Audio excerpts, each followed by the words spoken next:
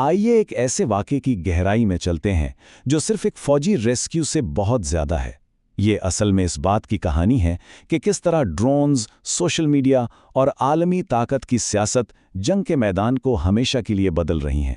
یہ ایک ایسا لمحہ تھا جس نے آپ کہہ سکتے ہیں کہ جدید جنگ کی پیچیدہ حقیقت کو سب کے سامنے لا کے رکھ دیا۔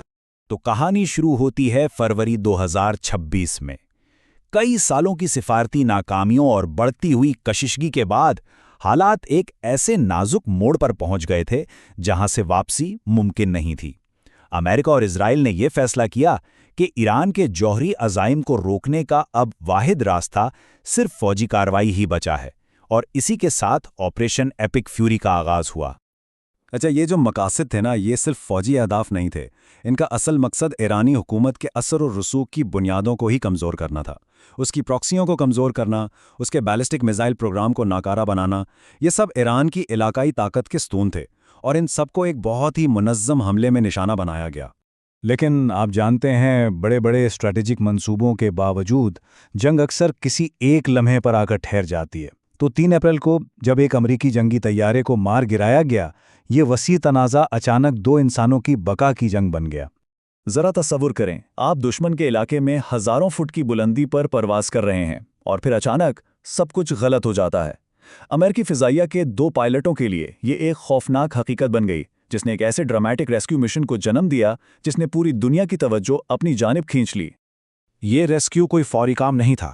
جہاں پائلٹ کو تو تیزی سے بچا لیا گیا، وہیں ویپن سسٹم آفیسر یعنی WSO جو طیارے کے ہتھیاروں کا نظام چلاتا ہے، اس نے دشمن کے علاقے میں پورے 2 دن گزارے۔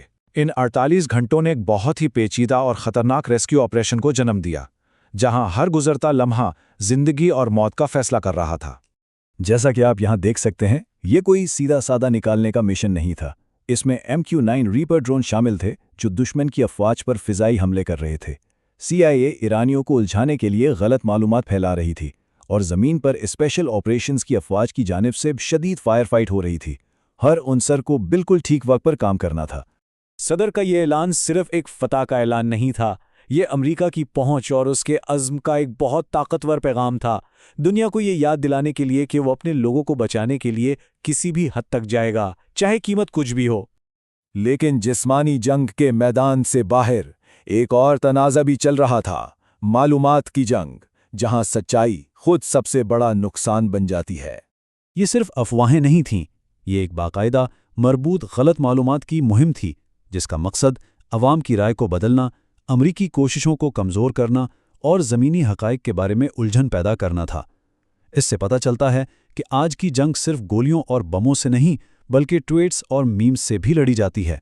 تو اس ایک طیارے کا گرایا جانا اور ریسکیو صرف فوجی جرات کی کہانی نہیں سناتا، یہ شاندار طریقے سے اس تنازع کے بڑے عالمی خطرات کو واضح کرتا ہے۔ یہ دکھاتا ہے کہ کس طرح ایک واحد لوکل واقعہ پوری دنیا میں لہریں پیدا کر سکتا ہے۔ اس خطرے کو سمجھنے کے لیے ہمیں غیر متناسب جنگ کو سمجھنا ہوگا۔ اسے ایسے سمجھیں جیسے ایک گوریلا لڑاکا ایک روایتی فوج کا مقابلہ کر رہا ہو۔ وہ سیدھی لڑائی میں تو جیت نہیں سکتا، اس لیے وہ کمزوریوں کا فائدہ اٹھانے کے لیے گھات لگانے، IEDs اور غلط معلومات جیسے غیر روایتی ہتھ کنڈے استعمال کرتا ہے، اور ایران نے اس انداز میں مہارت حاصل کر لی ہے۔ ایران کی حکمت عملیات سچ پوچھیں تو شاندار بھی ہے اور مہلک بھی۔ پراکسی افواج کا استعمال کر کے وہ براہ راست تصادم کے بغیر نئے محاذ کھول سکتا ہے۔ سستے ڈرونز کے ذریعے وہ لاکھوں ڈالر کے فضائی دفاعی نظاموں پر حاوی ہو سکتا ہے، اور آبنائے ہرمز جیسی اہم بحری گزرگاہوں میں خلل ڈال کر وہ عالمی معیشت کو مفلوج کر سکتا ہے۔ یہ سب کچھ براہ راست فوجی تصادم کے خطرات کو کم کرتے ہوئے۔ $1 بلین صرف 3 ہفتوں میں! اس کو سمجھنے کے لیے یہ اتنی رقم ہے جس سے کئی ممالک میں صحت یا تعلیم کے نظام کو بہتر بنایا جا سکتا ہے۔ اس سے ظاہر ہوتا ہے کہ غیر متناسب جنگ کس طرح ایک اقتصادی ہتھیار بھی ہو سکتی ہے، جو کسی ملک کے وسائل کو خاموشی سے ختم کر سکتی ہے۔ اور یہ اسٹریٹجک خلفشار شاید سب سے بڑا خطرہ ہے۔ جب تک امریکہ مشرق وسطیٰ پر توجہ مرکوز کرتا ہے، روس اور چین جیسی دیگر عالمی طاقتوں کو اپنے اپنے اثر و رسوخ کے دائروں میں زیادہ جارحانہ بننے کا موقع مل جاتا ہے۔ یہ خطرناک کھیل ہے جو عالمی استحکام کو غیر مستحکم کر سکتا ہے، جو ہمیں آخری سوال کی طرف لے جاتا ہے۔ جنرل پیٹریس کا یہ سوال آج بھی اتنا ہی اہم ہے۔ ایک ایسی دنیا میں جہاں جنگ کی لکیریں دھندلی ہو چکی ہیں اور تنازعات میدان جنگ سے لے کر ہمارے سوشل میڈیا فیڈز تک پھیل چکے ہیں، فتح کا اصلی مطلب کیا ہے؟ اس کا کوئی آسان جواب نہیں ہے، لیکن یہ ایک ایسا سوال ہے جس پر ہم سب کو غور کرنا چاہیے جب ہم اس تیزی سے غیر مستحکم ہوتی دنیا میں آگے بڑھ رہے ہیں۔